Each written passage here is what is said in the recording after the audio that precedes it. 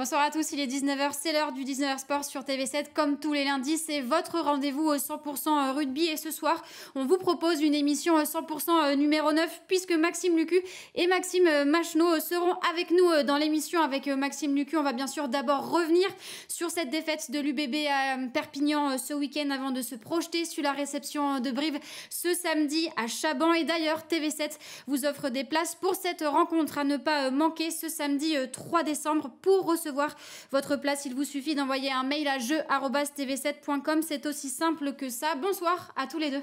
Bonsoir. Bonsoir.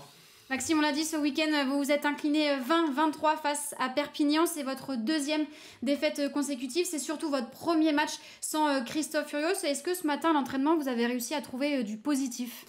Oui, on a réussi à trouver pas mal de positifs, notamment quand on avait la possession du ballon et notamment aussi l'entame de match, je dirais même la première mi-temps, parce que on a réussi à mettre notre jeu en place et mettre à mal l'équipe de Perpignan, notamment en passant devant au score à la mi-temps. Donc voilà, il y a eu beaucoup de choses positives avec des négatives en deuxième mi-temps, notamment la conquête.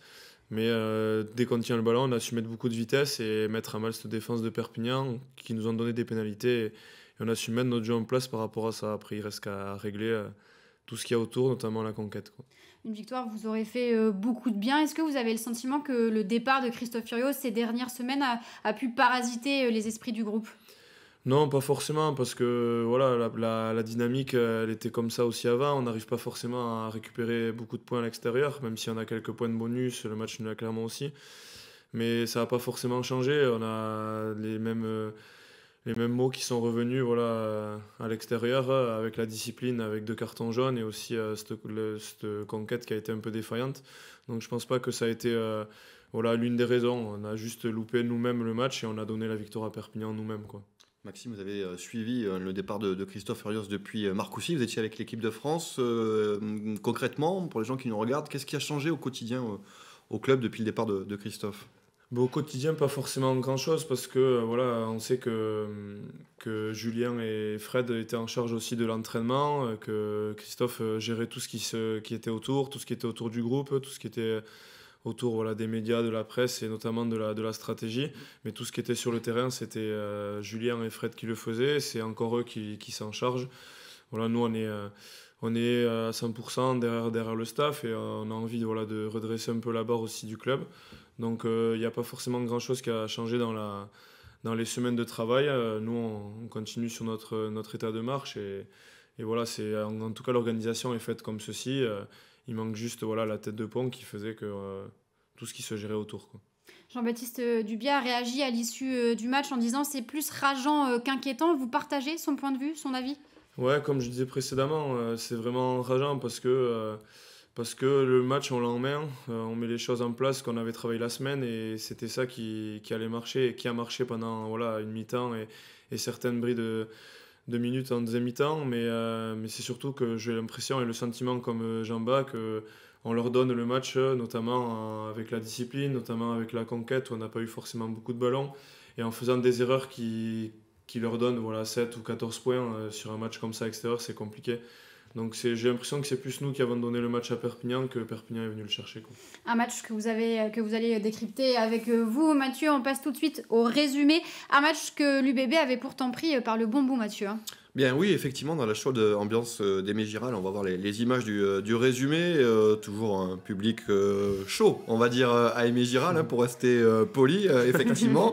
Et on va voir effectivement que vous avez bien démarré la rencontre. On va très vite enchaîner. On a quelques images là, de l'entame de match et de l'ambiance surtout d'Aimé Giral. On va voir que c'est vous qui prenez le match en main d'entrée de jeu, puisque dès la 9e minute, il va y avoir l'essai de Big Ben. Bon, c'est vrai que lancer en 5 mètres, il est dur à arrêter quand même. C'est compliqué. Ben. C'est une tactique, c'est pour ça qu'on l'utilise aussi. Donc, c'est une arme Colonna, quoi. Là, pas de pénal touche, pas de 3 points. Là, vous disiez, il faut marquer tout de suite le match de notre empreinte. C'est ça, ouais. On voulait tenir le ballon, on mettait beaucoup de pression face à Perpignan et on voyait qu'on avançait le ballon. Donc on a essayé de ce tactique, on a travaillé la semaine et ça a marché, quoi. Et tant mieux. 7-0 et puis sur un renversement de jeu. Là aussi c'était prévu, Max, c'est vous qui êtes à la manette. Vous décidez de renverser le jeu, vous savez que Mathieu est sur les côtés.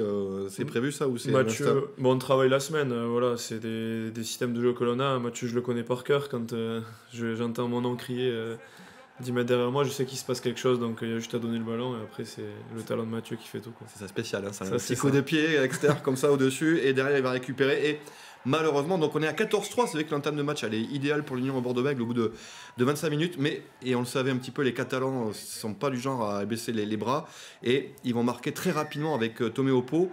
Cet essai vous fait mal parce qu'un carton jaune contre Yandré Maré derrière ça permet à l'USAP de revenir à 14-10 donc c'est un des problèmes de l'UBB aussi, c'est-à-dire que vous prenez des points très vite après en avoir marqué. Ouais, exactement. Et là, en plus de ça, on sort très bien du camp et on n'arrive pas à défendre une situation où on est bien dans leurs 40 mètres.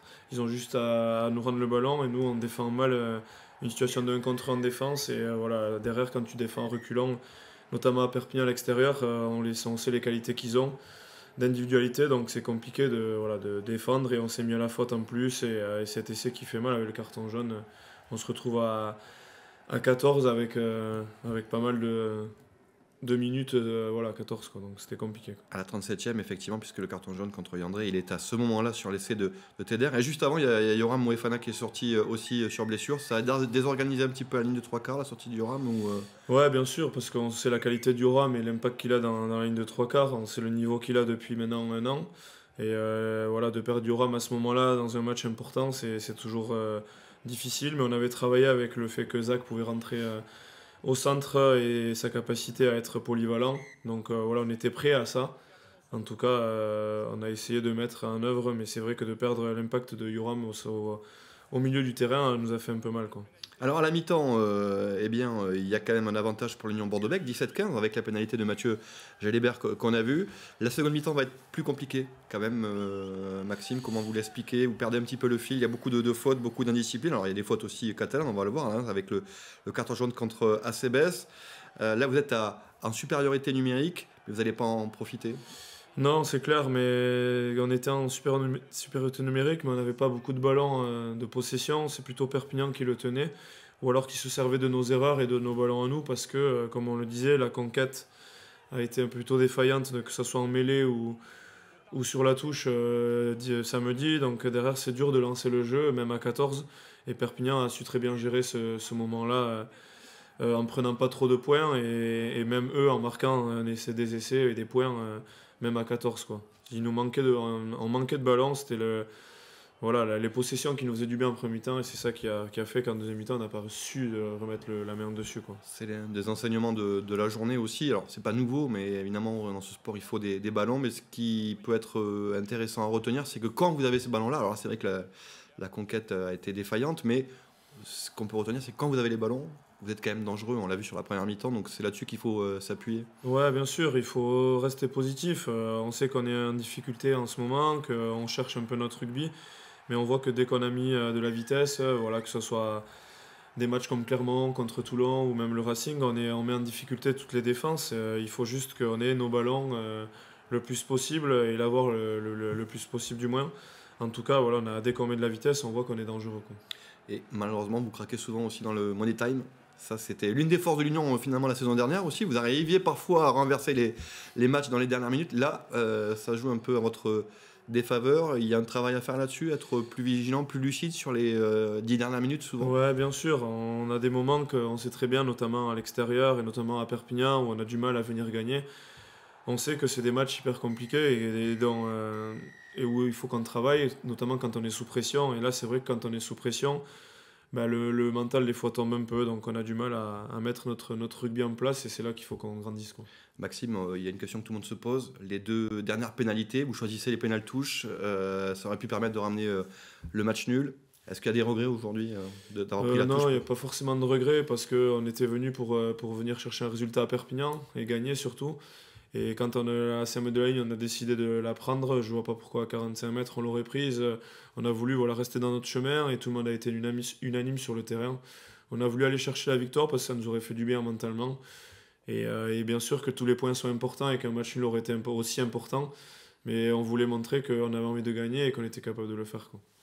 Une défaite 20-23 qui vous emmène à la 11e place du classement qu'on va voir. Hein. Vous avez 21 points, vous êtes à égalité avec Castres. Est-ce qu'à quelques jours de recevoir Brive, vous avez bien conscience et surtout vous assumez le fait que vous êtes plus que jamais sous pression avant cette réception? Ouais, bien sûr, comme on disait samedi après le match, c'est qu'on est en urgence aussi. On savait très bien que les rendez-vous de Perpignan et de Brive allaient être des rendez-vous hyper importants pour la suite de la saison et notamment pour le club. On sait que la réception de Brive et la méforme des deux équipes fait de cette date un match important. Voilà, il faut continuer à travailler, il faut avoir confiance en nous, retenir le positif que l'on a eu ce week-end et continuer à avancer dans ce sens-là parce que je suis sûr que ça sourira au bout d'un moment. Et ce groupe-là est fait pour vivre des jours meilleurs, donc il faut continuer dans ce sens-là, sinon la saison risque d'être longue, quoi.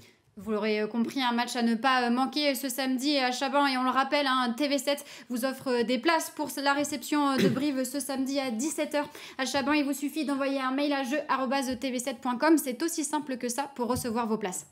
Cette équipe de Brive, vous le disiez, elle est en méforme plus que ça. Elle arrive quand même lanterne rouge. Elle a perdu son manager Jérémy Davidson. Elle est sur 6 défaites consécutives. Elle s'est inclinée à Pau alors que c'était un match qu'elle avait visé. À quel style de match faut-il s'attendre? Ça va être à vous de faire le jeu. Est-ce que justement le salut du bébé passera par le jeu samedi contre Brive? On sait que ça va être un match avec beaucoup de pression. On sait que dans la conquête, quand même, Brive est le meilleur contre de top 14. On sait qu'en mêlée, il récupère énormément de pénalités. Donc voilà, on sait la qualité de Brive dans ces secteurs-là et on sait très bien que le match, ils vont le cibler là-dessus. On a lu beaucoup de choses aussi, disent que voilà, Brive essaye de reprendre aussi ce qui faisait de la force de Brive avec beaucoup de conquête, beaucoup de pression. Et un jeu des avants costauds, donc on va être attendu là-dessus, sachant qu'à Perpignan on a failli. Donc voilà, on sait que les clés du match vont être là-dessus, à nous de répondre présent, quoi. On passe à la Coupe d'Europe, oui, bien parce sûr. Que ça ne s'arrête jamais. Hein, et voilà. c'est ça. Et on a hâte de cette Coupe d'Europe, justement. Oui, la Coupe d'Europe qui va enchaîner, donc il y a le match de Brive, après il y a un déplacement aux Sharks et réception de Gloucester, si je ne me trompe pas. Est-ce que cette Coupe d'Europe, justement, elle arrive au bon moment, vous permettre de changer un peu les idées, de repartir sur autre chose? Il y a peut-être moins de pression sur la Champions Cup, ça reste quand même la Champions Cup, mais on connaît la pression du top 14. Est-ce que cette Coupe d'Europe, elle arrive au bon moment pour vous? Arriver au bon moment, je sais pas, parce qu'on joue quand même de grosses écuries, notamment les Sharks avec tous les champions du monde qu'il y a dedans, et Gloucester qui fait un très bon début de saison en Premiership. Donc voilà, c'est une compétition qui est top à jouer, qui est incroyable. La Coupe d'Europe, c'est toujours un rendez-vous qui est important pour le club, donc ça va nous servir aussi à peaufiner notre rugby, à grandir aussi dans ce que l'on veut mettre en place avec le groupe et voir aussi ce qu'on a dans le ventre. Parce qu'on va jouer des grosses écuries qui amènent autre chose que ce qui se fait en top 14. Donc on verra ce que l'on a dans le ventre. Mais c'est deux matchs qu'il faut prendre avec sérieux. Parce que ça va forcément servir pour la suite du top 14 et aussi pour l'épopée européenne, quoi. Et la billetterie est ouverte pour ce match historique à Chaban. Les stars sud-africaines seront à Bordeaux le 16 décembre prochain à 21h. La billetterie est déjà ouverte. Dépêchez-vous, ça risque de partir très très vite. Ces places, Maxime, très vite, juste après la pub. On a Maxime Machenaud, international, numéro 9. Lui aussi, vous avez connu votre première titularisation en France pendant la tournée d'automne. C'était face au Japon à Toulouse. Vous regardez un petit peu les autres numéro 9 du championnat ? Oui, forcément, parce que déjà, c'est des numéros 9 de qualité, donc déjà en 1 contre 1 et en vis-à-vis pour le match, j'essaye de regarder un peu ce qui se fait et comment il joue pour avoir déjà des petits tuyaux avant le match, mais c'est sûr que Maxime était un très grand joueur, il a fait les beaux jours de l'équipe de France, maintenant de Bayonne et avant ça le Racing, donc on sait la qualité de Maxime et il y en a plein d'autres en numéro 9, donc on regarde tout le temps, parce que c'est des vis-à-vis qui sont importants de gagner, notamment dans les leaders de jeu, quoi. Merci Maxime. Pas dit du bien de Bayonne, j'ai eu peur là. C'est déjà la fin, on aurait aimé vous avoir encore plus longtemps, mais juste après la pub, Maxime Machenaud, vous l'aurez compris, nous attend. C'est une émission 100% numéro 9. À tout de suite sur TV7, on continue de parler rugby.